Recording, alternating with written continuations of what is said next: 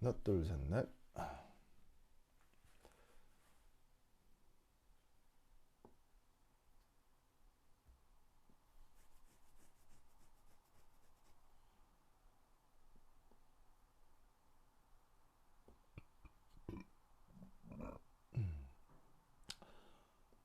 여러분 반가워요. 소리 잘 들려요?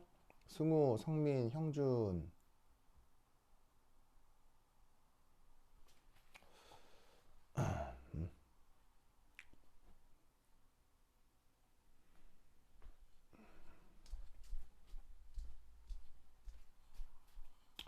안녕하세요. 좋아 좋아. 잘 들려요? 좋았어. 오케이. 반갑습니다. 오케이.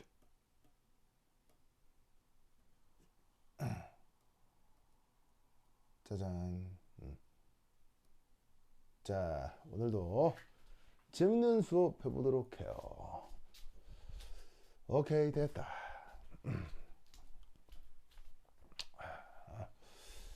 가만히 있어보자. 으이치.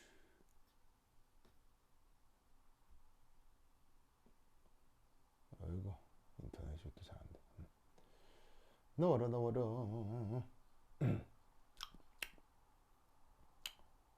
에이, 오케이. 자, 봅시다. 자, 저번 시간까지 뭐 했었냐면 이상용액 뭐 이런 거 했었거든요. 이상용액. 그래서 이제 이상용액에 대해서 뭐 잠깐 얘기를 하면 뭐 어떤 거였어요. 바로 이제 이상용액이라고 해서 가장 중요한 개념이 바로 이제 평균. 평균적으로 어떤 그 용액의 상황을 표현할 수 있는 걸 그걸 이상용액이라고 했었죠. 그래서 이제 이 평균에 대한 개념을 수식으로 바꾼 거, 그걸 이제 라우레 법칙이라고 했었거든요. 기억나요? 그래서 이 라우레 법칙이 이제 어떻게 표현됐었냐면 그 평균으로 표현되는 거니까 바로 이렇게. 자, A라는 성분하고 B라는 성분하고 섞여가지고 AB 용액이 됐을 때 이때 A의 이 표현을 뭐라고 쓰냐면 증기압이라고 했었죠. 그래서 A 성분에 대한 증기압이 어떻게 표현됐었냐면 바로 용액에서 증기압은 이제 부분 증기압이죠. 부분 증기압. 그게 PA 백설표 곱하기 XA 이렇게 표현이 됐었어요.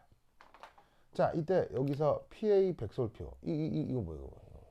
바로 요 백설표의 표시가 순수 상태 증기압. 요걸 PA 백설표 이렇게 썼었죠. 그래서 두 개가 섞여 있는데 섞여 있기 전에 A만의 순수한 상태의 증기압을 PA 백설표로 하고 그런 다음에 이때 여기에 XA. 자, 이게 뭐였냐면 바로 액체 상태. 요 용액 내 저 A의 증기압. 웬 증기압? A의 몰 분율. 자, 이랬던 거 기억나세요? 그럼 마찬가지로 그 A에 대해서 용액 내에서 증기압이 부분 증기압이 이러하다면 마찬가지로 성분 B에 대해서는 어떻게 표현할 수 있어요? 마찬가지로 똑같이 순수한 B 상태 증기압에다가 바로 이 액체 상태의 용액 요 내에서 B의 몰 분율. 이렇게 성분 B만의 부분 증기압을 표현할 수 있다고 했죠. 그리고 마지막 요 P는 용액 AB의 전체 증기압. 이게 어떻게? 이 앞에 나와 있는 저 부분 증기압 PA 더하기 PB 이렇게 표현이 된다고 했었습니다. 그럼 이제 두 개를 더하는 거니까 PA 백설표 XA, PB 백설표 XB. 이런 걸로 표현이 될 수 있다 이란 말이지. 여기까지 기억나시죠? 나시죠? 그 다음 또 이제 어떤 얘기를 했었냐면 바로 여기에 있는 요 예를 들어 B 얘는 항상 어떻게 바꿀 수가 있어요? 바로 1 빼기 XA 이런 걸로 바꿀 수가 있죠. 왜? 이 X로 표현하는 건 몰 분율인데 몰 분율은 일종의 확률이기 때문에 그 전체 확률을 다 더하면 1이 돼야 된다 이런 말이요. 그래서 어떻게 되냐면 XB 자리에다가 1 빼기 XA 이렇게 넣어주시면 얘 같은 경우는 PB 백설표 더하기 PA 백설표 빼기 PB 백설표 XA. 자, 그래서 어차피 여기에 있는 PB 백설표나 요 부분이나 어차피 순수한 상태에서 B의 증기압, 순수한 상태에서 AB 증기압의 차이 이거잖아요. 그냥 결국 이놈이 됐건 이놈이 됐건 어떻게 되냐면 이게 샹슈라고 샹슈.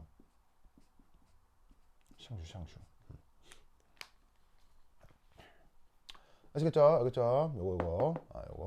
요것을 꼭 그렇게 두시기 바랍니다. 그래서 아마 저번 시간까지 했던 게 바로 부분 증기압으로다가 요거 이렇게 표현할 수 있는 거. 요거 꼭 기억하세요. 그리고 오늘도 계속 나와요. 그래서 꼭 기억해야 돼요. 그래서 이렇게 되는 게 이렇게 표현되는 게 그게 바로 이상용액이었죠. 이상용액. 자, 이상용액과 관련해서는 이런 식의 수리적 표현이 있다라는 거. 이거 반드시 기억해 두시기 바랍니다. 오케이, 됐다. 자, 그럼 이제 오늘 할 거 한번 살펴보도록 하죠. 자, 오늘 할 거는 바로 여기에 이상적 묽은 용액이라고 하는 건데 저번 시간에 했던 그 이상 용액에 어떤 개념이 하나가 더 붙냐면 바로 이 묽다 이런 표현이 하나 더 들어가는 거예요. 그래서 영어 표현으로는 dilute라고 쓰고 우리말로 묽다 이렇게 쓰는 거지. 그럼 이 이상적 묽은 용액 이거 어떻게 하자는 얘기냐? 자, 그러면 묽다라고 하는 건 농도가 그 고농도란 얘기예요, 저농도란 얘기예요. 아주 저농도 상태를 묽다 이렇게 얘기하는 거 아니에요. 그럼 이때 여기서 이제 비슷하게 만든다라는 얘기는 자, 이렇게 한다는 얘기죠. 바로 XA XB 해가지고는 짜잔 이런 상황이란 얘기예요. 자, 여기서 X가 뭐라고 했어요? 몰 분율이라고 했죠. 그러니까 섞여 있는 그 용액 내에서의 몰 분율이라고 했는데 그 액체 용액 내에서의 몰 분율에서 A 성분하고 B 성분이 있을 때 우리가 기본적으로 상대적으로 그 몰 분율이 큰 성분을 요거를 용매 그리고 상대적으로 그 성분이 그 작은 거, 몰 분율이 작은 걸 용질 이라고 했잖아요.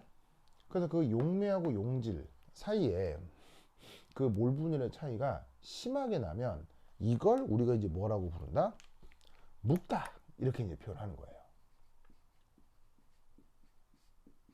그래서 용액을 만들기는 만드는데 그게 한쪽에 비해서 한쪽이 상대적으로 아주 많을 때. 자, 근데 여기서도 항상 지켜지는 건 이 몰 분율이라고 하는 게 어쨌거나 확률의 개념이기 때문에 얘네들을 다 더하면 1 돼야 되는 건 이건 변하지 않아요. 그럼 두 개를 더해서 1이 돼야 되는데 한쪽이 극단적으로 크고 한쪽이 극단적으로 작다. 그럼 이건 어떤 상황이냐면 바로 A는 1로 막 수렴하고 그리고 동시에 여기에 있는 저 B는 0으로 수렴하는 뭐 이런 상황을 얘기하는 거예요. 그래서 두 개를 더했을 때 한쪽이 극단적으로 그러니까 두 개를 더했을 때 1이 돼야 되는데 한쪽이 극단적으로 크고 한쪽이 극단적으로 작다는 얘기는 수리적으로 표현하면 이런 꼴이기도 해요. 그래서 이제 묵다라고 하는 건 이렇게 한쪽을 극단적으로 많게 한쪽을 극단적으로 적게 이렇게 만들어주면 되기 때문에 요거는 그냥 이상적 묽은 용액보다 그 예시가 좀 많습니다.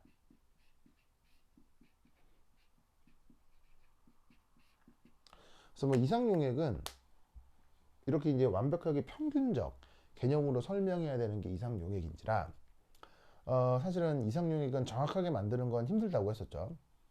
왜냐하면 그 아보가드로스만큼 많은 그 분자들의 그 화학적 성격을 이렇게 평균으로 완벽하게 표현하는 게 불가능하기 때문에 이상용액을 정확하게 만드는 건 불가능해서 이상용액을 저번 시간에 이제 뭐 비슷하게 만든다 했을 때 어떤 얘기가 있었냐면 그 성격이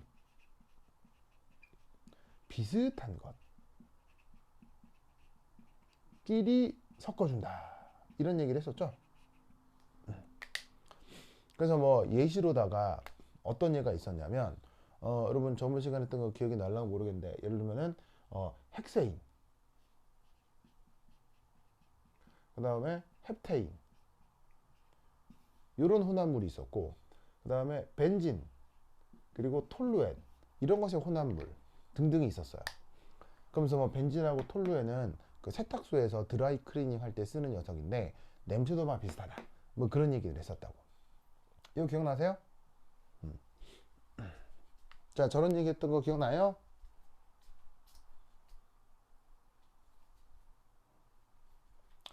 여러분 이상용액 저번 시간에 했을 때 저 헥세인, 헵테인 그리고 벤진과 톨루엔 이런 얘기 했던 거 기억나요? 그렇지 그렇지. 그래서 원래부터 성격이 비슷비슷한 것들을 섞으면 그게 이제 바로 그러니까 이상용액 비슷하게 만들어 주는 거라고 했었는데 여러분 그 한번 생각해 봐요. 예를 들면 이제 여러분들 뭐 이렇게 인생을 많이 살진 않았겠지만 그래도 이제 여러분 나이쯤 되면 느껴요. 뭘 느끼냐면 여러분 세상 살다 보면 나랑 비슷한 사람 많아요, 나랑 다른 사람들이 더 많아요. 당연히 살다 보면 당연히 살다 보면 나랑 다른 사람이 훨씬 많은 거예요. 나랑 비슷한 사람 찾는 건 사실 굉장히 어려운 일입니다. 세상은 아주 다양하니까. 그래서 어떻게 했냐면 이상용액을 비슷하게 만들려면 성격이 비슷한 것끼리 섞어야 되는데 사실 어떤 대상에 대해 그것과 비슷한 것을 찾는 것은 이게 쉬운 일이 아니에요. 확률이 떨어진다고. 그래서 이상용액은 만들기도 불가능하지만 그걸 비슷하게 만드는 것도 쉬운 일이 아니에요. 예시가 많이 없다는 얘기죠. 그런데 이상적 묽은 용액, 뭐 아직 이상이라고 뭐 이렇게 아직 얘기는 하지 않았지만 묽은 용액은 어떻게 된다? 그걸 비슷하게 만들려고 할 때 그냥 한쪽을 많게, 한쪽을 적게만 만들어주면 되는 거예요. 그래서 이상용액보다는 그걸 비슷하게 만든다고 쳤을 때 뭐라고 할까 그 예시가 훨씬 더 많습니다. 그래서 조금 더 다양한 예시들이 아주 그 뭐냐면 그 광범위하게 나올 수 있어서 이 용액 설명할 때는 또 하나의 또 중요한 어떤 개념이 되는 겁니다. 그래서 이 묽게 섞는다라는 말에 이런 뜻이 있다라는 거 꼭 기억하시고요. 자, 그럼 이제 이 이상적 묽은 용액이 과연 이상이 요게 이제 어떤 의미가 되는지 또 한번 생각을 좀 해보도록 하겠습니다. 자, 한번 지워볼게요. 자, 칠판을 지우자. 쓱쓱쓱쓱. 에이,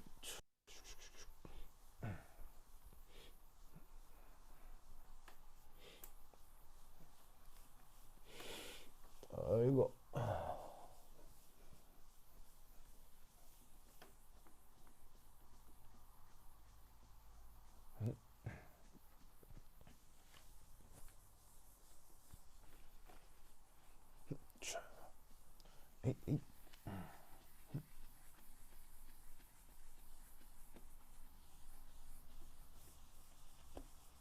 짜잔.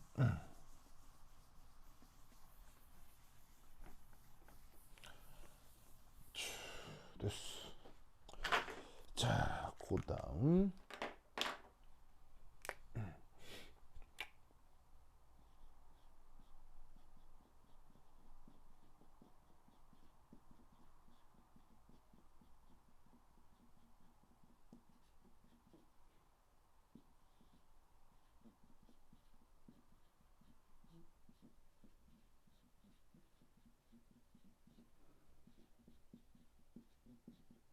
자, 요거. 자, 그 다음 이제 또 하나 얘기해 볼 거는 이제 이상적 물군 용액이라는 말이 있잖아요. 이 말을 어떻게 그 개념화하고 이걸 어떻게 수식으로 표현하느냐는 거예요. 그래서 이제 그것과 관련해서 그 각각 용매와 용질 성분 각각에 대해서 성격을 한번 나누어 볼 텐데, 일단 우선 첫 번째 용매. 자, 용매는 기본적으로 두 개 섞였을 때 많은 녀석이에요, 적은 녀석이에요? 바로 많은 놈을 용매라고 한다고 했죠. 그럼 이제 지금은 편의상 A, 이거 이제 A라고 해보자. 이걸 A라고 해보자. 자, 그럼 얘는 그 어떤 생각을 해볼 수가 있냐면 이런 생각을 해볼 수가 있어요. 바로 이 용매는 섞이기 전후가 이게 큰 차이가 없어요.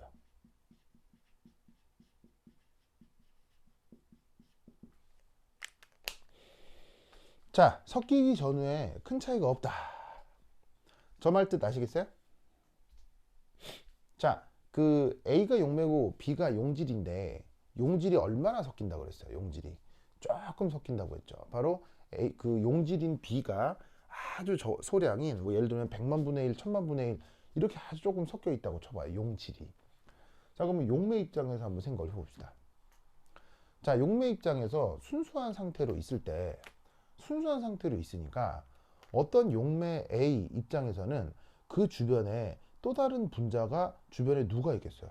순수한 상태에서는 A 분자 주변에 그냥 또 A 계속 주변에 A뿐일 거 아니에요. 순수한 상태에서는. 근데 B가 들어왔대요. 그럼 B가 얼마쯤 들어왔냐면 B가 전체 비율로 100만 분의 1쯤 들어왔다고 치자 이런 말이에요. 그럼 100만 분의 1, 1000만 분의 1 들어왔대. 그러면 이제 A가 섞여 있는데 B가 조금 들어온 거야. 그럼 이제 A들끼리 야야야, 저기 물이 있는데 여기 B가 들어왔다면서, 야 근데 B가 어디에 있느냐? 그랬더니 아 저기 한 100만 분의 1쯤 지나가면 거기 B가 하나 있을 거라서, 아 그래? 그래서 이제 어떤 A가 B가 어디 있는지 궁금했던 거지. 그래서 B 입장에서 B가 어디 있지? 해갖고 쫙 찾아보니까 그 A로부터 한 번, 두 번 해갖고 한 100만 분의 1쯤 딱 지나고 나니까 거기에 이제 뭐가 있는 거야? 거기에 B가 이렇게 딱 있는 거야. 그리고 또 거기서부터 또 100만 분의 1쯤 또 가니까 또 B가 하나 있는 거지. 그러니까 A 입장에선 B가 섞여 있다 치더라도 그 A 주변에 B가 있는 걸 보려고 하면 한참 가야 B가 있고 또 한참 가야 B가 있으니까 A 입장에서는 이게 B가 들어왔다는 얘기야, 안 들어왔다는 얘기가, 이게 뭐 큰 차이가 있을 리가 없다 이런 얘기예요. 그러니까 어떻게 되냐면 이상적 묽은 용액 상황에서는 묽다라는 개념 속에서는 용매 입장에서는 이게 뭐 큰 차이가 없어지는 거예요. 무슨 말씀 아시겠죠? 그렇죠? 논리를 꼭 기억해 두셔야 됩니다. 그래서 이게 예전에 그런 얘기가 있었는데, 여러분 혹시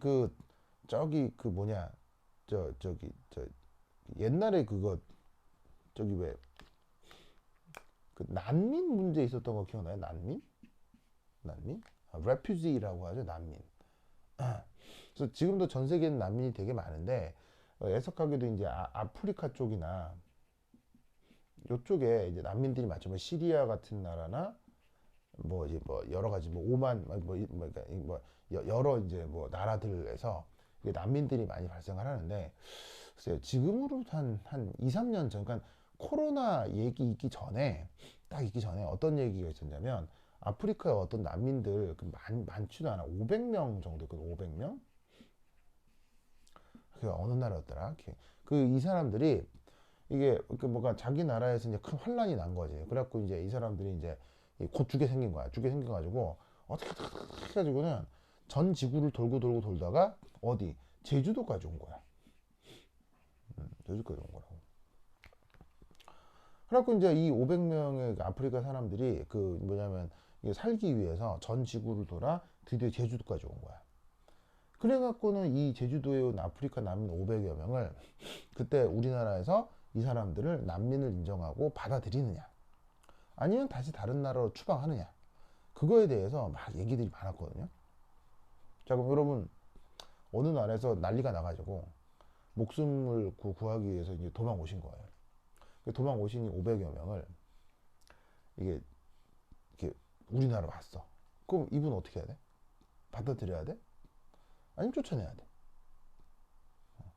뭐 글쎄요. 그 뭐냐면 뭐 그 개인의 정치적인 어떤 거에 따라 다르겠죠. 근데 이걸 반대, 안 돼! 하는 사람의 입장은 이거였어요. 반대 주장은 이거였어요. 첫 번째 일, 첫 번째 일. 저는 이 주장이 진짜 대단했는데 그 주장이 뭐가 있었냐면 첫 번째, 이 아프리카 난민, 이 사람들을 받아들이면 우리나라가 어떻게 된다? 이슬람화가 된대요. 바로 저 아프리카 저 이 뭐냐면은 그 내전이 났던 저 나라가 그 이슬람 국가여서 저 나라를 받아들이면 이슬람 국가가 된다는 거야. 우리나라가. 이제 어떻게 생각해요? 그러니까 반대할 수도 있지. 반대할 수도 있는데 이게 지금 말이냐고 이게. 이 주장의 근거가. 자, 뭔 말이냐면 우리나라 인구가 몇 명이에요? 우리나라 인구가 지금 한 5천만 정도 되잖아요. 5천만 명. 그럼 그것에 대해서 500명은 이게 몇 배 차이 나는 거예요? 몇 배 차이가 나냐면 5천 명 한 10만 배 정도 차이가 나는 거죠. 이거 엄청난 차이잖아요. 응?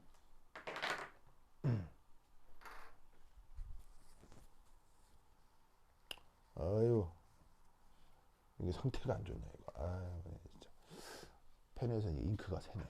어쨌건. 그래서 어떻게 했냐면 이 우리나라 인구가 5천만 명인데 거기에서 500명이면 어떻게 되는 거야? 한 10만 배 정도 차이가 나는 거지. 그럼 여러분 생각해봐요. 5천만 명 사는 나라에 500명 들어왔더니 이 500명 때문에 우리가 전체 다 이슬람 국가가 된대. 말이에요, 빵구예요? 자, 뭐? 용질비가 조금 섞여 들어오면 섞이기 전후가 차이가 있다 없다? 있을 리가 없다는 얘기예요. 무슨 말인지 알겠어요? 그러니까 사실은 500명 들어와도 자연과학적 관점에서는 우리나라가 이슬람화 이게 말이냐 빵구냐고요. 하여튼 그다음 이 500명의 그 난민을 받아들이지 말자 반대라고 한 주장의 또 두 번째 근거는 바로 범죄. 이 범죄율이 증가한다. 이런 말 있어요. 자, 그러면 이 500명 우리나라에 들어오면 이 사람들 다 범죄자가 될까요? 여러분, 예를 들어서 범죄 중에 우리가 가장 끔찍해하는 범죄 중에 뭐가 있냐면요. 그 사이코패스, 어? 그 사이코패스 연쇄살인마, 어? 사이코패스 연쇄살인마, 막 이런 거 있잖아요. 그럼 이 사이코패스 연쇄살인마 이거 어떤 사람들이 되는 줄 아세요? 이 사이코패스 연쇄살인마에 대한 연구가 학술적으로 가장 먼저 진행됐던 나라가 그게 바로 미국이고 그 연구를 가장 먼저 시행했던 기관이 미국의 FBI거든요. 사실은 FBI는 미국의 그 연쇄살인마들을 해결하기 위해서 미국 내에서 만들어진 기관이라고 봐도 돼요. 그 정도로 연쇄살인마에 대한 가장 광범위하고 많은 연구가 바로 저 그 미국 FBI에서 많이 되는데 거기에서 그 연쇄살인마에 대한 연구 결과는 뭐냐면 연쇄살인마는 지금까지 알려진 연쇄살인마의 패턴은 이거예요. 첫 번째, 첫 번째, 첫 번째 부유한 백인이에요. 물론 뭐 이 백인은 크게 중요하지 않을 수 있어요. 왜냐하면 미국 사회에서 기본적으로 백인이 부유하기 때문에 사실은 요게 중요한 거지 뭐 요건 크게 중요하진 않아요. 사이코패스 연쇄살인마의 첫 번째 조건 부유한 백인. 두 번째 이 good looking 잘생겼어요. and charming 아주 매력적이에요. 그 다음 세 번째 well educated 교육 수준이 아주 높아요. 대학도 아주 좋은 데 많이 나온 사람들이에요. 그리고 네 번째 키가 180 이상의 남자. 저게 지금까지 그 연구가 된 사이코패스 연쇄살인마들의 공통적인 성격이에요. 무슨 말 알겠죠?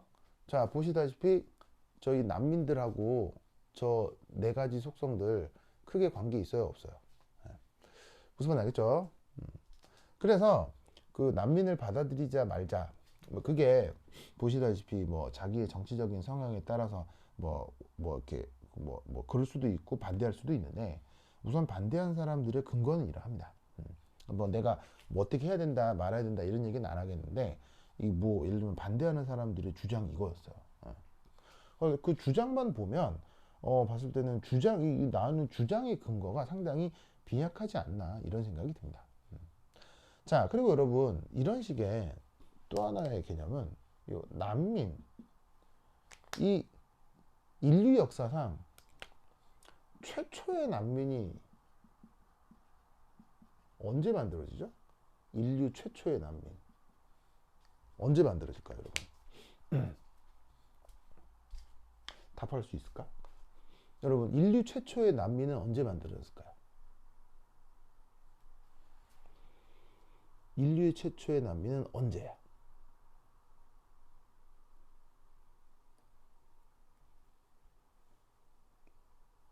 언제일까요? 아는 사람 있어요?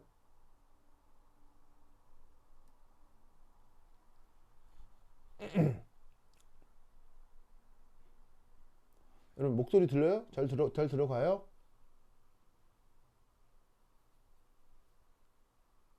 하나 둘 셋 넷. 여러분 목소리 잘 들어가요? 오케이 오케이 오케이 좋아 좋아. 인류 최초의 난민은요 언제 만들어지냐면 바로 6.25입니다. 바로 우리나라에서 인류 최초의 난민이 만들어졌습니다. 그래서 6.25 때 우리나라에서 피난 갔던 사람들이 전 세계로 뿔뿔이 흩어졌는데, 그 뿔뿔이 흩어진 그 우리나라 사람들이 전 세계에 가서 이 인류 최초의 난민이라는 개념이 만들어진 거예요. 그래서 그때 우리나라의 6.25 난민들을 다른 나라에서 어떻게 했을까요? 우리나라 사람들이 다른 나라로 가면 예를 들면 미국이나 뭐 유럽이나 많이 갔겠죠. 그럼 우리나라 사람들이 미국이나 유럽으로 가면 미국 사회가 유교화 될까요? 유교? 그럼 우리나라 사람들이 최초의 난민들이 미국이나 유럽에 가면 범죄율이 올라갈까요? 무슨 말인지 알겠죠? 알겠죠? 그렇다면 다른 나라에서 만들어지는 이런 난민들을 우리나라가 이제 어떻게 해야 되느냐? 무슨 말인지 알겠죠? 알겠죠? 네, 뭐 결론을 얘기는 안 하겠지만 지금까지 있었던 사실들이에요. 뭐 여하튼. 그래서 이상적 묽은 용액이 만들어질 때 이 용매 입장에선 이런 일이 벌어진다. 아시겠죠? 알겠죠? 알겠죠? 자, 그러면 이때 얘를 이제 또 수리적으로 어떻게 표현할 거냐 한번 살펴보시지요.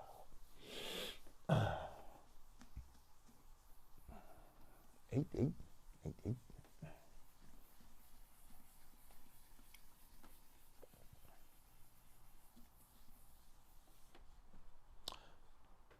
자, 두 번째는 그렇다면 섞이기 전후에 큰 차이가 없다. 그렇다면 이때 얘를 어떻게 생각해 볼 수 있냐면요. 바로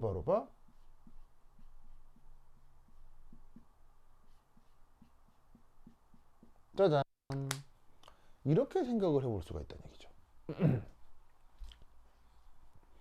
여러분 저 수식의 의미 알겠어요? PA하고 PA 백설표가 비슷하다. 자, 저 수식의 의미가 뭡니까? 니까 뭡니까?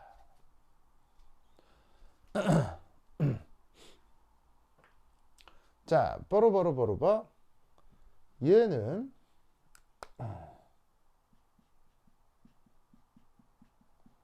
순수한 상태의 증기압이죠. 여기에 있는 요 백설표 표시가 퓨어니까. 자, 그 다음 이쪽은 뭐예요? 이거. 얘는 뭐냐면 섞여 놓은 용액 내에서 요 성분 A의 부분 증기압이죠.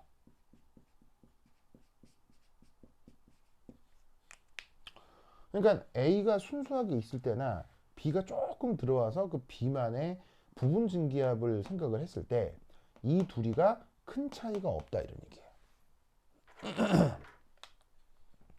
무슨 뜻인지 알겠죠? 그래서 이때 이 이상적 묽은 용액에서는 어떤 가정을 하느냐? 이런 가정을 합니다. 아니, 강정이 아니고 가정. 웬 강정? 가정. 바로 PA가 PA 백설표에 XA를 곱한 것이다. 저렇게 가정을 해버리는 거예요. 저게 바로 이상적 묽은 용액에서 용매를 설명하는 법칙이 되는 거죠. 자, 저 과정이 왜 그러냐면 자, 보입시다. 지금 여기가 묽은 용액이잖아요. 그럼 보시다시피 용질 입장에서 봤을 때 용매의 몰분이 월등하게 큰 거예요. 근데 둘을 더해서 항상 1이 되니까 그래서 결국 A만의 몰분율을 보면 1에 가깝고 B는 0에 가까운 거야. 그럼 A만의 몰분율이 1에 가깝기 때문에 여기에 있는 XA가 어떻게 되는 거야? 1에 아주 가깝게 수렴하는 거라고요. 그럼 이 값이 아주 1에 가깝다? 그럼 어떻게 되겠어? 이게 거의 1에 가까우니까 2하고 얘가 어떻게 되는 거겠어? 거의 값이 아주 비슷하겠지. 그럼 이 둘의 값이 비슷하다는 얘기는 뭐냐면 섞이기 전과 섞이고 나서의 그 성격에 큰 차이가 없다는 걸 얘기하는 거예요. 무슨 말 알겠죠? 그래서 아주 묽게 섞여 있는 상황에서 용매만의 성격을 그 수식으로 표현할 때 저런 표현을 쓸 수가 있다 이런 말이죠.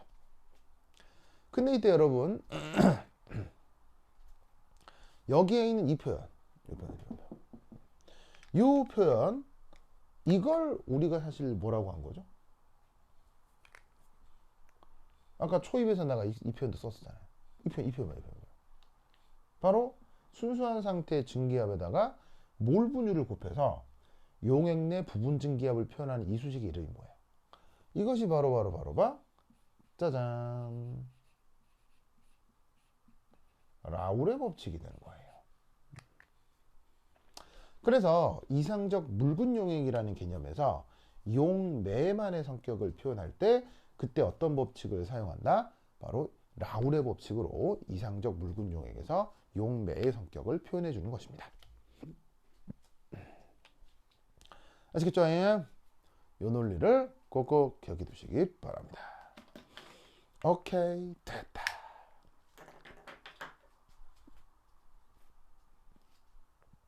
자, 그 다음 용매 했으니까 두 번째 용질 얘기 한번 해보자. 자, 용매 영어로 솔벤트라고 했는데요. 용질 영어로 뭐라고 했었던지 기억납니까? 용질 영어로 뭐임? 바로 솔루트였죠.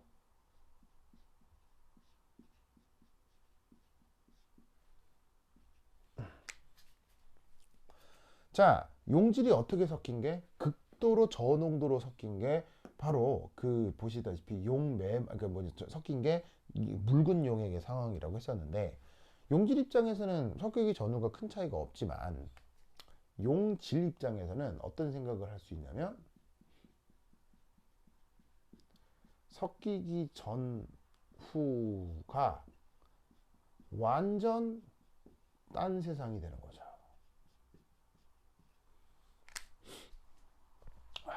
섞이고 나서가 완전 딴 세상이 되는 겁니다. 자, 이건 왜 그러냐면 자, A하고 B가 섞여 있는데 자, B 입장을 한번 생각을 해봅시다. 자, B도 섞이기 전에는 순수한 상태였을 거 아니에요. 그럼 순수한 상태의 B의 조성을 생각을 하면은 B를 중심으로다가 어떻게 B를 중심으로다가 그 뭐냐면 그 순수한 상태에서는 B 입장에서 봤을 땐 순수한 상태니까 B 입장에서 계속 B가 있었을 거예요. 계속 B 계속 순수한 상태인 B밖에 없을 테니까요. 근데 이 비놈이 비놈이 자, B 이 녀석을 아주 소량 떠다가 100만 분의 1, 1000분 분의 1 싹 떠다가 A에다가 용매 A에다가 탁 넣은 거야. 그런 상태로 휘휘 저어놔. 그럼 어떻게 되겠어요? 균일하게 확장이 되고 나면 B가 극소량 들어왔기 때문에 B 주변엔 뭐밖에 없겠어요? 순전히 A밖에 없겠죠. 무슨 뜻인지 아시겠어요? 그래서 어떻게 되냐면 모든 용질 주변에는 용매 분자들 뿐인 거예요. 그래서 이게 어떻게 나타날 수 있냐면 자, 용질 분자 입장에서 주변에 다 용매 분자가 둘러싸고 있다는 거 알겠죠? 그래서 어떻게 되냐면 얘는 어떻게 되느냐? 용질 분자 주변 또 용질 분자가 있을 확률이 높겠어요, 낮겠어요? 매우 낮아지는 거예요.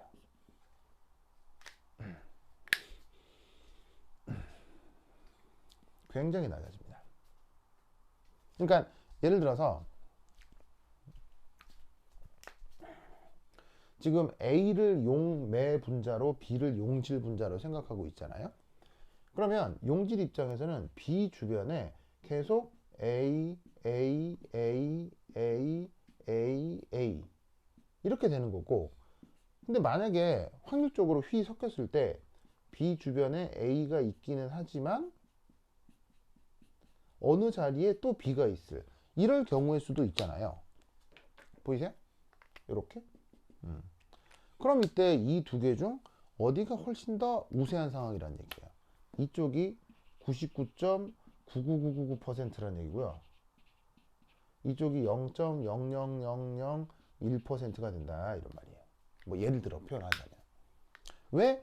B가 아주 극소량이 있기 때문에 B 옆에 또 B가 있을 확률은 극도로 낮다는 얘기지. 그래서 이 묽은 용액 상태가 되면 어떤 상태가 되냐면 바로 이 용질 분자 B 주변 화학적 상황이 거의 균일해지는 거예요.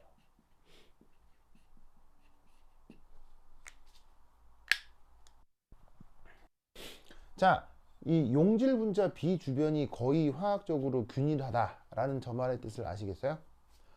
B가 아주 소량 그 용액 쪽으로 들어오게 되면, 용매 안으로 들어오게 되면 이런 상황은 거의 나타나질 않고 이런 상황만 나타나니까 B 입장에서만 살펴보면 그 B 주변에 모두 다 A만 있으니 모든 B의 주변의 상황이 다 비슷비슷 균일하다라고 볼 수 있는 거죠. 그게 묽은 용액의 그 어떤 그 수학적으로 나타나는 중요한 성격이자 편리한 성격이 되는 거예요. 이게 편리하다라고 하는 게 이제 어떤 거냐면, 자, 만약에 이제 이 B가 이제 좀 양이 많아진다고 쳐봐요. 그럼 어떻게 되냐면 묵지 않고 B도 충분히 많다. 그러면 묵지 않고 B가 충분히 많다. 예를 들면 이런 거죠. 용매는 용매고 용질은 용질이었는데 이게 크게 차이가 나는 게 아니고요. 예를 들어서 용매는 0.7%, 용매는 뭐 70%, 용질은 30% 섞여 있다고 쳐봐요. 그럼 여전히 많고 적은 건 맞지만 30% 섞여 있는 게 그게 그렇게 아주 극소로 작은 뭐 이렇게 양이다 이렇게 볼 수는 없잖아요. 그럼 30%좀 섞여 보면 어떤 일이 벌어지냐면 바로 그 용질 분자 주변에 또 다른 용질 분자가 있을 확률이 이게 점점 많아지는 거예요. 그럼 어떤 일이 벌어지냐면 B 주변의 화학적 성격이 이렇게 한 가지로만 표현된다라고 얘기가 하기가 어려워지는 상황이 나타나는 거죠. 어떤 경우에서 농도가 점점 진해질수록. 그래서 묽은 용액 상황에서는 그 용질 주변의 상황이 다 균일하게 비슷하다라고 가정을 할 수 있지만 농도가 진해져 버리고 나면 비주변의 화학적 성격이 균일하다기보다는 아주 제각각 혹은 불균일적인 성격으로 바뀌게 되는 거예요. 그렇다면 진한 용액은 어떻게 된다? 수학적으로 그 표기하기가 상당히 어려워지는 거죠. 무슨 말 알겠죠? 알겠죠? 그래서 이 묽은 용액을 가정하는 건데, 이런 식으로 용질 분자 비주변 화학적 성격이 균일하기 때문에, 그래서 어떻게 된다? 수학적 표현이, 한번 위에다 다시 한번 써볼까요?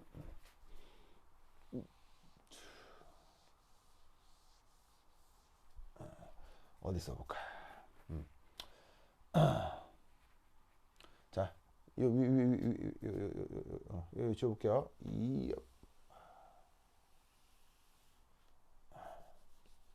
그래서 요 밑에 쓰면 되는데 잘 안 보일까봐 여기 쓸게요. 그래서 용질 분자 비주변의 화학적 성격이 균일하기 때문에 이 용질에 대한 수리적 표현이 쉬워지는 겁니다.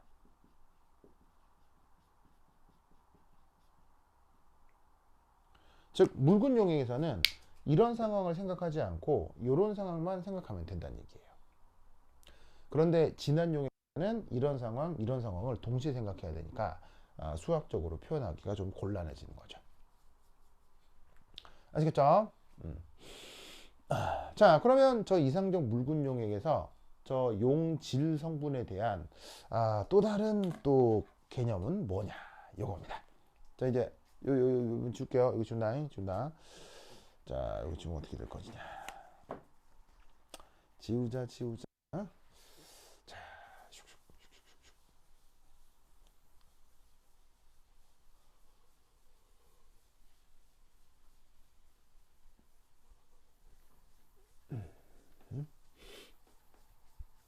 어이샤.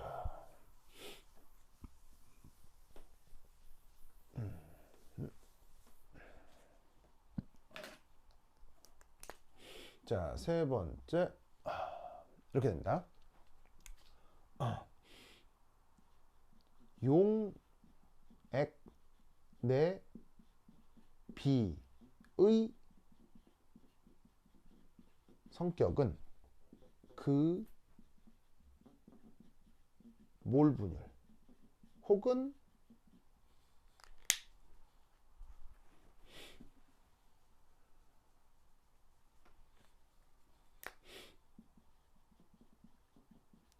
존재 확률이라고 할 수 있죠.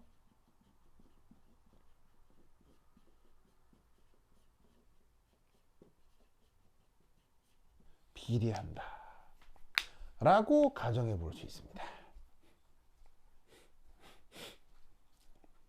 자, 여러분, 저 말 그거 아시겠어요? 저 의미 좀 아시겠어요? 이게 뭔 말이냐면 이거란 얘기죠. 혹시 여러분 그 혹시 여러분 그거 알아요? 그거? 저기 여러분 중동 음식 먹어본 적 있어요? 아니 이슬람 음식 먹어본 적 있어요? 이게 이슬람 음식 중에 제일 유명한 음식이 어느 나라 거죠? 바로 터키. 터키. 철저히 모르겠다. 터키. 여러분 이제 여러분 그 뭐 잘 아실랑가 모르겠는데 그 터키 음식이 정말 맛있거든요. 다양하고. 그래서 그 터키 음식 중에 전 세계적 기준으로 봤을 때도 엄청나게 맛있는 요리가 되게 많습니다. 그래서 저 이슬람 음식, 중동 음식도 사실은 굉장히 그 중요한 문화적 자산입니다. 그래서 사실은 기회가 되면 이 이슬람 음식 한번 여러분들도 자셔보셨으면 좋겠는데 혹시 먹어본 적 있어요? 먹어본 적 있어요? 네. 난 딱 한 번 먹어본 적 있어요. 한 번. 어디서 먹어본 적이 있냐면 저기 서울에 가면 이태원이라는 지역이 있거든요. 아마 여러분들 이제 이태원 뭐 들어봤을 텐데 그 서울의 이태원이라는 지역에 가면 이런 식으로 뭐 이슬람 중동뿐 아니라 각국의 여러 나라 문화들을 즐겨볼 수가 있어요. 여기 이태원에 이 이슬람 중동 음식을 파는 식당이 몇 군데가 있거든요. 거기 가서 이제 몇 번 먹어본 적이 있어요. 알겠죠? 5번 되어 있어요. 네. 그러면 그 맛이 어떠냐? 물론 뭐 그 식당이 이슬람의 모든 어떤 음식을 대변하진 않겠지만 확실히 그 우리나라의 음식하고는 성격이 많이 다릅니다.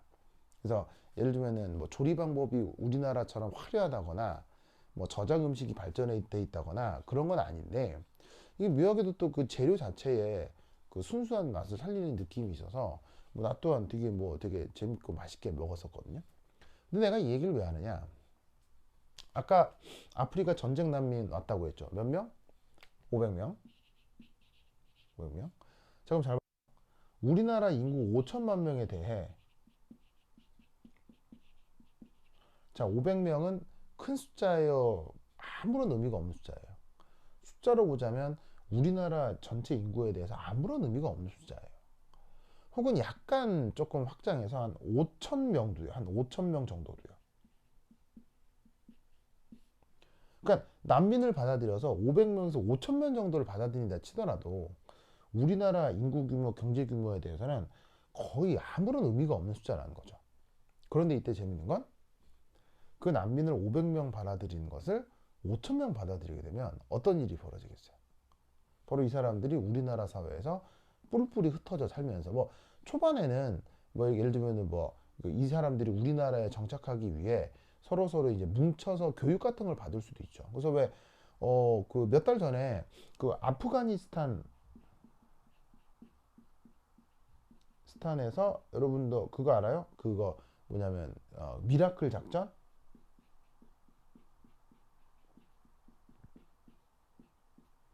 그 아프가니스탄에 우리나라가 그 우리나라 군대가 주둔한 적이 있죠. 그때 우리나라 군대의 그 좀 운영을 위해서 아프가니 사람들 중에서 몇몇 분들이 특별하게 우리나라를 도와주신 분들이 있죠. 그런 분들을 우리나라에서 특별 조력자라고 했었는데 기억나요? 그 특별 조력자분들 이번에 아프가니스탄에서 우리가 그대로 그분 그대로 빼왔던 거 아세요? 왜냐면 아프가니스탄에서 미군이 철수하면서 바로 탈리반이 지금 정권을 잡고 있죠. 그 탈리반들에게 목숨의 위협을 받을 수 있는 그 분들을 이제 우리나라에서 이렇게 막 빼왔던 거 기억나요? 그래서 어떻게 되냐면 이제는 우리나라도 사실은 전 세계적인 난민 문제에 대해서 그렇게 옛날처럼 소극적이거나 그러지 않아요. 그래서 군사 작전을 통해서도 우리를 도와줬던 분들을 이렇게 우리가 모셔오는 그런 어떤 선진국이 된 건데 어쨌건 그 난민들이 500명이던 게 5,000명이 됐다고 치자. 그럼 어떤 일이 벌어지겠어요? 뭐 아프가니스탄 난민이건 뭐 다른 난민이건 처음에는 우리나라에 들어와서 정착해 살기 위해 교육 같은 걸 받아야 되니까 한 군데에 모여 있겠죠. 하지만 그게 교육이 다 끝난 다음 뭐 1년 후, 10년 후 혹은 세대가 늘어나서 그 아들 세대, 그 다음 세대 그 세대가 되면 이분들이 어떻게 되겠어요? 우리나라 사회에 동화돼서 다 뿔뿔이 흩어져 살게 되겠죠. 그렇다면 어떻게 된다? 500명 왔을 때에 비해서 5,000명 왔을 때 바로 이분들 중 몇 분은 식당을 개업하게 될 거 아니야. 그럼 어떻게 된다? 500명 중 10분이 식당을 개업했다면 5,000명 중에는 100명 정도가 식당을 개업하지 않겠나? 라고 가정을 하는 거예요.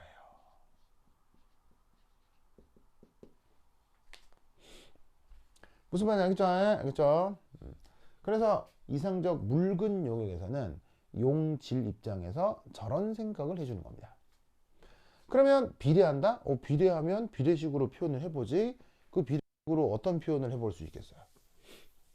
그래서 어쨌거나 나중에 기회가 되면 이렇게 중동 음식도 맛보 주시기 바랍니다. 네, 다양한 문화적 경험을 할수록 인생은 즐거워지니까요. 자, 어쨌건 그럼 이때 여기서 어떻게 이런 생각을 해보는 거예요. PB. 자, PB 이게 무슨 표현이었어요? 바로 이게 용액 내에서 B 용질 성분 B의 부분 증기압이 되는 거죠. 이게 비례할 거다. 누구랑 비례할 거다? 바로 XB. 용액 내 B 성분의 몰 분율. 바로 XB. 그것과 용액 내 B의 부분 증기압이 비례할 거다. 무슨 말이냐면 우리나라 사회에 난민이 예를 들어서 100만 분의 1 섞여 있을 때에 비해 10만 분의 1 섞여 있으면 그 사람들이 개업하는 식당의 개수가 10배 늘어난다. 무슨 뜻인지 알겠죠? 알겠죠? 네. 저런 식으로다가 가정을 하는 게 바로 용질 입장을 이상적 묽은 용액에서 표현하고 있는 것입니다. 자, 그럼 이때 여기에서 비례하잖아요? 그럼 비례하면 뭐가 있을까요? 비례하면 바로 뭘 도입하면 되죠?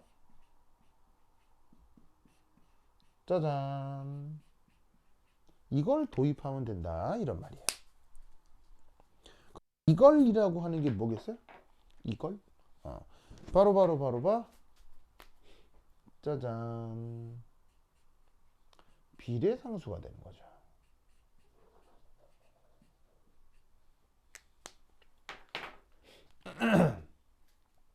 비례한다고 했으니까 비례상수를 도입하는 거예요. 그러면 이때 이 비례상수까지 표현된 이 수식을 우리가 뭐라고 부르냐면 그 유명한 헨리의 법칙이라고 합니다.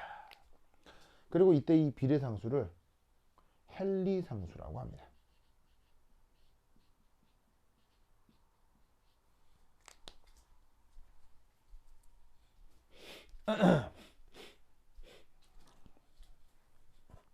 아시겠죠? 저 논리를 꼭꼭 기억해 두시기 바랍니다. 오케이, 됐다. 자, 그러면 여러분 한번 보세요. 지금 우리가 하고 있는 게 뭐냐면요. 이상적 묽은 용액에서 누구하고 누구에 대한 생각을 해봤어요. 용매와 용질 각각에 대한 화학적 환경의 차이, 뭐 상황 이런 것들을 살펴봤죠. 근데 이때 용매는 무슨 법칙을 따른다? 라울의 법칙을 따르고요. 용질은 무슨 법칙을 따른다? 헨리의 법칙을 따르는 거. 그걸 뭐라고 해? 이상적 묽은 용액이라고 하는 것입니다. 아시겠죠? 그렇죠? 이 논리를 꼭꼭 기억해 두시기 바랍니다. 얘를 살짝 정리를 하면 이렇게 되는 거죠. 자, 여기 한번 살펴볼까요? 자, 여기 좀 지워볼게요.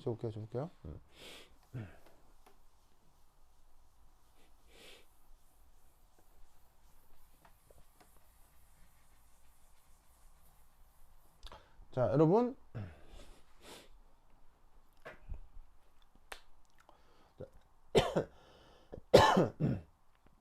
자, 우리가 그 배웠던 개념이 저번 시간에는 이상 용액이었고요. 지금은 이상적 묽은 용액을 지금 해본 거 아니에요. 그렇죠? 자, 근데 얘를 어떻게 나눌 수가 있냐면 바로 용매와 용질로 구분을 해볼 수가 있는 거예요. 자, 그럼 이때 여기에서 이상용액에서는 그 용매와 용질 각각의 성격을 무엇을 이용해서 표현했었죠? 바로 라울의 법칙을 이용해서 이상적 묽은 용액의 성격을 표현했었죠. 그리고 지금 이상적 묽은 용액에서 용매의 성격을 무엇으로 설명하고 있어요? 역시나 라울의 법칙으로 설명을 하고 있는데 용질의 성격은 누구의 성격으로 표현하고 있어요? 바로 어떤 법칙으로 설명하고 있어요? 바로 헨리의 법칙으로 설명하고 있죠. 이게 바로 이상용액과 이상적 묽은 용액의 차이다 라는 것을 꼭꼭 기억해 두시기 바랍니다. 아시겠죠? 오케이, 됐다. 자, 그 다음 자, 이쪽 지우겠습니다. 이 중간 단락.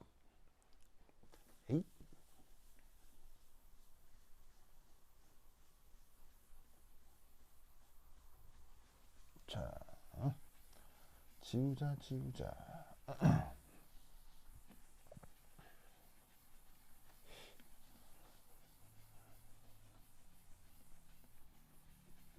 아이고, 지우자. 자, 그 다음 이상적 묽은 용액 세 번째. 자, 세 번째는 뭐냐면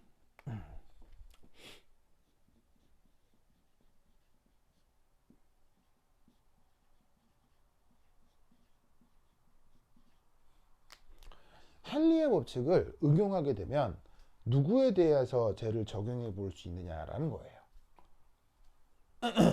그래서 헨리의 법칙 응용이 또 이제 사실은 시험 문제로 많이 나올 수 있습니다. 아주 유명한데 바로 이제 뭐냐? 이 헨리 법칙 응용이 그 유명한 이 녀석입니다. 바로 액체 용매에 대한 기체 용질의 용해도, 이걸 표현할 때 헨리의 법칙이 아주 강하게 응용되고 제가 또 시험에서 잘 나오게 됩니다. 자, 저기 뭔 말이냐? 바로 이겁니다. 예를 들어 여러분 이거 기억하세요? 자, 액체 용매에 대한 기체 용질의 용해도. 여러분 이거 기억할란가 모르시겠는데 바로 그 유명한 탄산음료예요.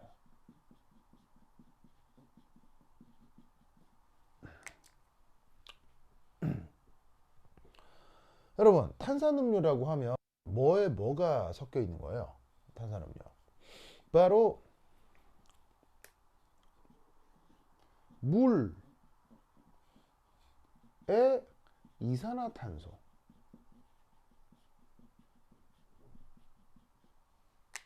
이게 섞여 있는 걸 얘기하는 거죠. 기억하세요?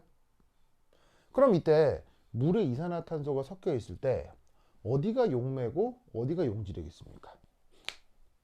바로 이 물이 용질. 뭔 용질이야, 용질은. 물이 용매가 될 것이고 이산화탄소가 바로 용질이 되겠죠. 자, 용매다, 용질이다. 아시겠어요? 왜? 탄산음료니까 사실은 물이 더 대부분이겠어요? 이산화탄소가 대부분이겠어요? 물이 훨씬 더 압도적으로 많겠죠? 자, 그럼 이때 여기에서 섞여 있는 물과 섞여 있는 이산화탄소의 몰 분율을 비교하면 확실히 어떻게 이쪽이 더 클 거라고 예상을 해볼 수가 있다, 이런 말이지. 맞나요? 그래서 이때 이 탄산음료 같은 걸 이렇게 가정을 해보자고요. 이상적 묽은 용액이라고 가정해보자, 이런 말이에요.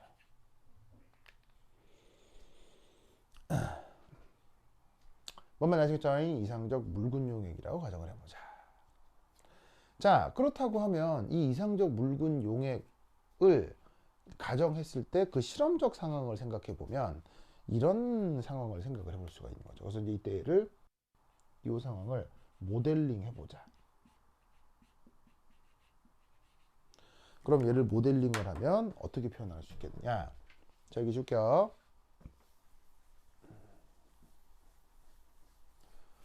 으쌰.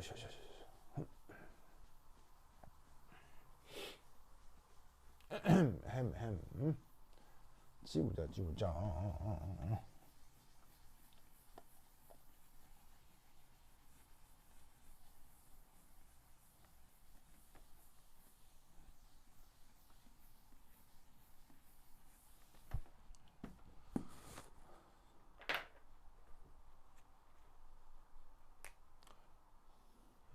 자, 그러면 네 번째는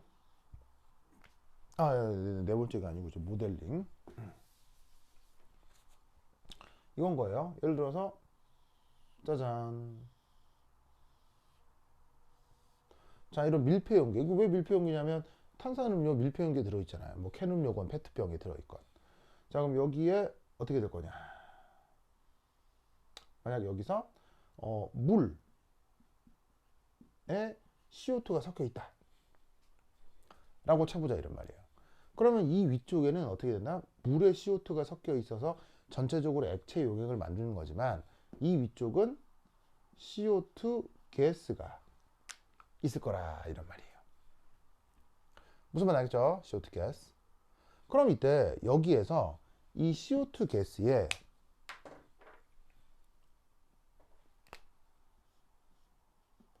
짜잔 요 기체의 부분압이 있지 않겠어요? 무슨 말 알겠죠? 자, 그럼 이 기체의 부분압을 어떻게 생각할 수 있느냐? 자, 그리고 이때 이 위쪽에는 CO2 가스만 있을까요? 아니겠죠. 바로 H2O 가스인 수증기도 있겠죠. 즉 물하고 CO2가 섞여서 액체를 이루고 있는 상황에서 일부의 물도 증발해 있고 CO2도 증발해 있는 상황인 거예요. 이때 상대적으로 물이 여기서 대부분이고요. 그 다음에 여기에 있는 이 CO2가 극소량이라 해보자 이런 말이에요. 그러면 이때 이 기체상에서 CO2만의 기체의 부분압이 있을 건데 이 부분압을 우리가 어떻게 생각해 볼 수 있냐면 용액 내 CO2의 부분 증기압이라고 생각해 볼 수가 있는 거죠. 왜냐면 물도 일부 증발하고 CO2도 일부 증발할 텐데 이때 액체 속에서는 CO2가 극소량 섞여 있지만 어쨌건 이놈이 증발해 있는 거고 어쨌건 여기에 있는 이놈도 기체상으로 올라와 있는 거 아니에요. 그럼 이 중에 어떤 성분이 증기상으로 나와 있는 거니까 이게 바로 용액에서 특정 성분의 증기압이다 라고 생각해 볼 수가 있는 거죠. 그럼 여기다가 어떻게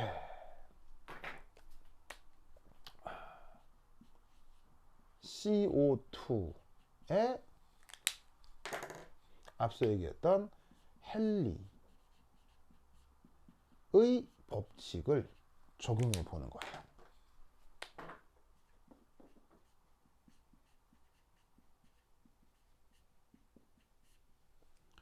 왜? 물이 많고 이산화탄소가 적은데 상대적으로 이산화탄소의 양은 아주 극소량이라고 했을 때 헨리의 법칙을 적용하는 게 그게 바로 이상적 묽은 용액의 상황이죠. 그럼 헨리의 법칙을 어떻게 적용했어요? 바로 아까는 이 수식을 썼었거든요. PB, KB, XB. 그래서 액체 상태 A의 몰 분율에다가 어떤 비례상수를 곱하면 그게 바로 그 성분의 부분 증기압이 되는 거예요. 근데 지금 이때 B가 누구냐고요? B가 누구냐면 바로 여기에 있는 CO2가 된다. 이런 말이죠.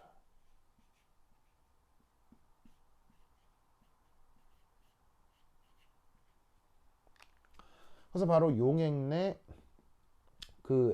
용액 내 CO2의 몰 분율에다가 어떤 비례상수가 있겠죠. 그 비례상수 이게 헨리 법칙 상수라고 합시다. KB라고 합시다. 거기에 곱해져서 여기에 바로 CO2의 용액 내 부분 증기압이다. 이렇게 생각을 해볼 수가 있는 거죠. B는 살짝 생략을 해. 이렇게.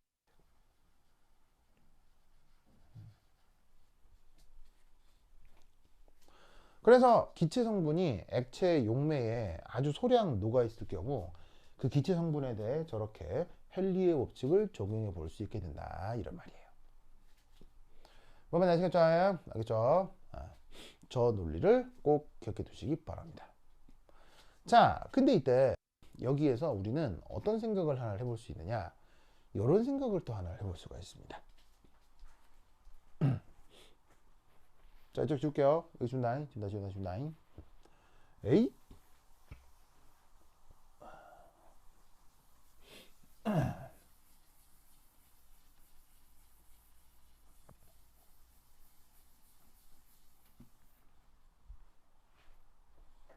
자, 다섯 번째. 몰 분율은 모든 농도의 조상님입니다.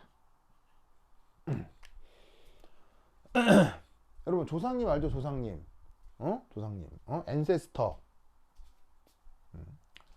자, 조상님 뭐 일종의 기원 뭐 이렇게 생각해도 되는데, 자, 이게 뭔 말이냐? 자, 지금 여기에 XCO2 이 생각을 한번 해보죠.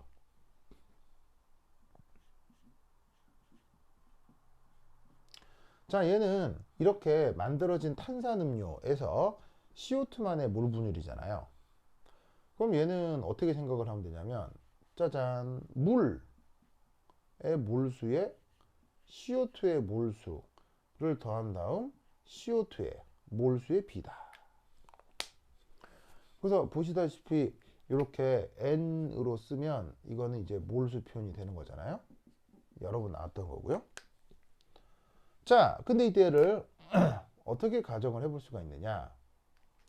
바로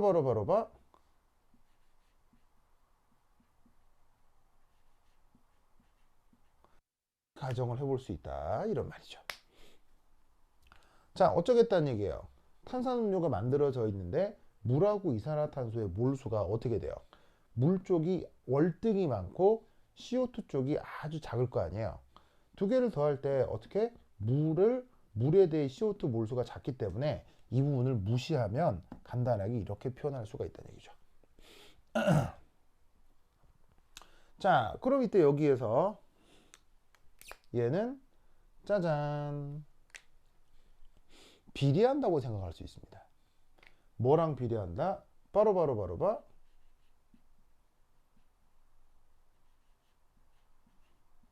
요렇게 이렇게 생각해 볼 수가 있습니다. 자, 그럼 이렇게가 뭡니까? n이 뭐죠? 몰수라고 했는데 내가 이걸 m으로 바꿨네. m은 내가 보통 뭐로 쓰는 거야? 질량. 자, 여러분 잘 보세요. 이건 몰수고요. 이건 질량이에요. 위쪽은 안 바뀌었고요. 아래쪽만. 그럼 여러분 잘 보세요. 물의 몰수와 물의 질량은 비례하나요? 네, 정확하게 비례하죠. 왜? 물 18g은 1몰이죠. 그런데 물 36g은 2몰이잖아요. 바로 물의 질량하고 물의 몰수는 정확한 비례 관계가 성립하죠. 그래서 어떻게 되냐면 이 표현을 비례식으로다가 이렇게 표현을 할 수가 있어요. 아, 이렇게 표현한 이거. 이게 바로 뭐죠? 이거이 바로 철자 틀려.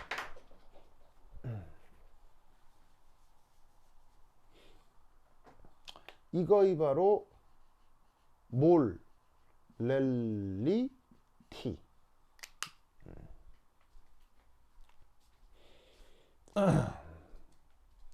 저게 바로 몰 렐러티입니다. 몰 렐러티 우리말 번역이 뭐였죠? 바로 그 유명한 몰 랄 농도요.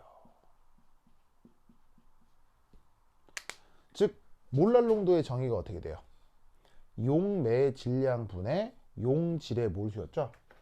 그래서 뭐 잠깐 이렇게 좀 더 확장해 쓰면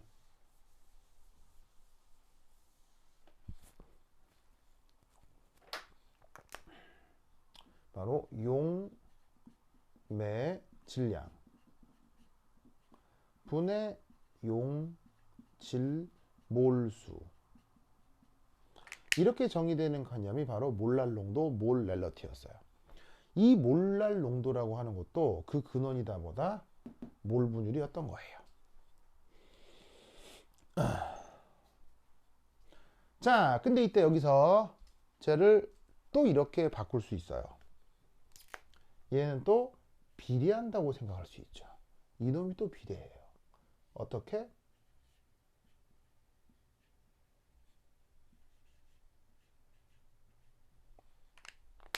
요렇게.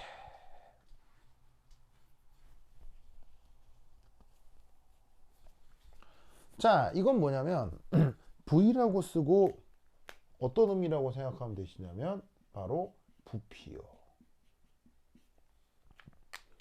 여러분, 물의 질량하고 물의 부피는 비례하나요? 네, 정확하게 비례하죠. 자, 물 1리터가 몇 킬로그램이죠?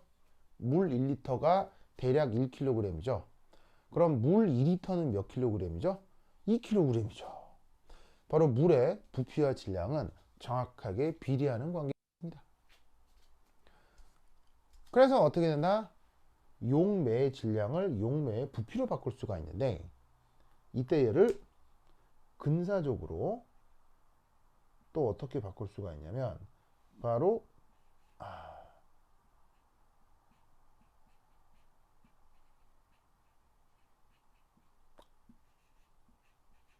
짜잔, 이렇게 바꿀 수가 있죠. 자, 무슨 말이냐면 물의 부피가 있는데 거기에 이산화탄소가 녹아 있어요. 그걸 탄산음료라고 하죠. 그러면 물에 이산화탄소가 섞였을 때의 부피는 이산화탄소가 섞이지 않았을 때의 부피랑 뭐 큰 차이가 있을까요? 없을까요? 아니면 이렇게 생각해도 좋잖아요. 여러분들이 먹다 남긴 탄산음료에서 탄산이 다 날아갔어요. 조금만 더도 금방 날아가잖아요. 그럼 그때 전후의 부피가 어떻게 되겠느냐? 큰 차이가 없을 거란 얘기죠. 아, 그러면 얘를 개념적으로 어떻게? 탄산음료가 일종의 지금 언급하고 있는 액의 부피가 되는 거고요. 그 다음 CO2반의 몰수는 질의 몰수가 되는 거죠. 아, 그러면 용액의 부피를 용질 몰수 이렇게 나눈 걸 그걸 뭐라고 해요? 이건 바로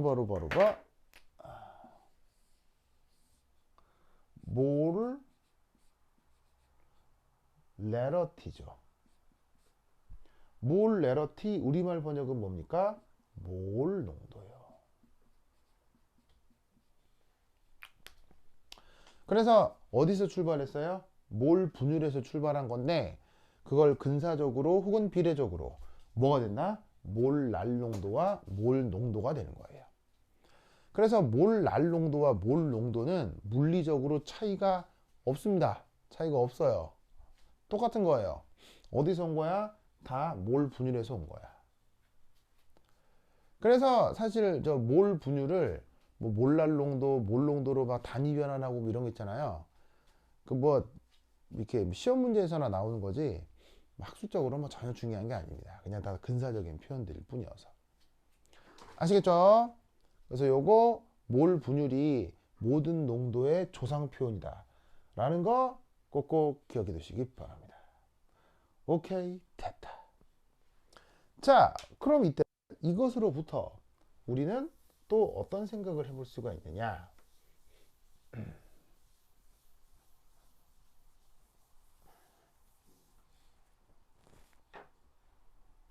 자, 여섯 번째 헨리옵직 응용입니다. 여섯 번째, 편리한 표현.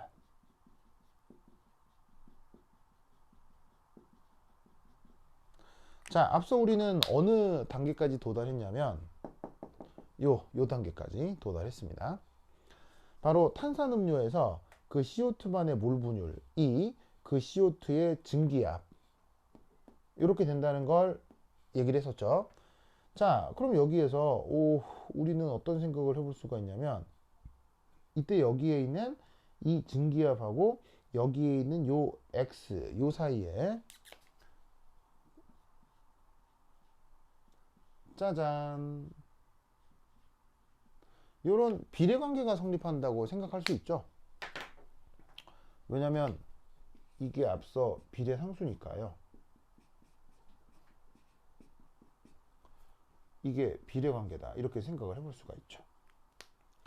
그런데 앞서 이 몰 분율이 누구의 조상이라고 했어요? 몰날 농도나 몰 농도의 조상이라고 했죠. 그럼 이때 여기에서 얘가 비례하는 거예요.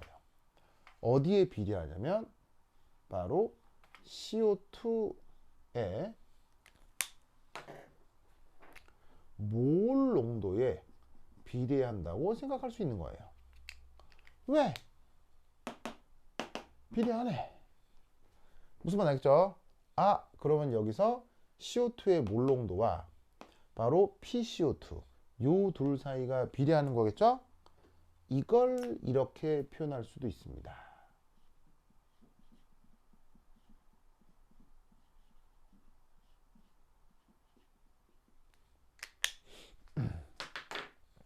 자, 이것의 의미는 바로 이렇게 되겠네요. 탄산음료 내 CO2만의 몰 농도가 뭐로 표현된다? 요렇게 CO2의 기체상 부분합과 비례하니까 비례상수를 뭐 이쪽이나 이쪽이나 아무 때나 붙일 수 있는데 요렇게 CO2상의 기체상 부분합 쪽에다가 요렇게 새로운 비례상수를 붙여주는 거예요.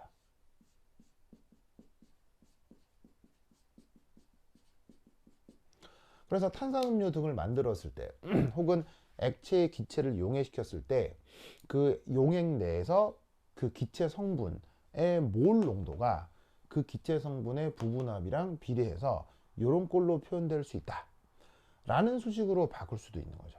그럼 여기서 이제 우리가 알 수 있는 것은 뭐냐면 필요관계니까 당연히 어떻게 되겠어요? 그 CO2 기체상 부분합이 커지면 커질수록 그 용액 내에서의 몰 농도도 커지겠죠. 필요관계가 또 그대로 성립할 거란 얘기예요. 무슨 뜻인지 아시겠죠? 그래서 이 표현이 이게 어디서 나온 거다? 이 표현이 이게 하이탑 같은 그런 고등화학 책 같은 데 보시면 이런 표현이 나오는 거예요. 그래서 우리는 헨리의 법칙을 어떻게 배우냐면 이게 헨리의 법칙이라고 배우거든요. 근데 그게 아니란 말이에요. 그게 아니고요. 헨리의 법칙은 어디서 나온 거다? 바로 이상적 묽은 용액을 설명하기 위해 그 이상적 묽은 용액 중 바로 요 용질 이상적 묽은 용액에서 용질 성분의 성격을 수식적으로 표현하기 위해 도입한 개념이 헨리 법칙인 거예요. 근데 그걸 이상적 묽은 용액이라고 볼 수 있는 그 상황 바로 액체 용매에 기체 용질이 녹아있는 상황 그 상황을 이상적 묽은 용액이라고 볼 수 있는데 거기에 용질에 그 헨리의 법칙을 적용하다 보면 표현을 살짝 바꿀 수 있어서 이런 결론에 도달하게 되는 거죠. 그래서 어떻게 된다? 용액 내 그 기체 성분의 양은 그 기체 성분의 부분합과 비례한다. 요것이 바로 기체 성분에 대한 용해도 표현인데 이게 결국 헨리의 법칙의 응용인 거지 이게 헨리의 법칙이 아니라 이런 얘기예요.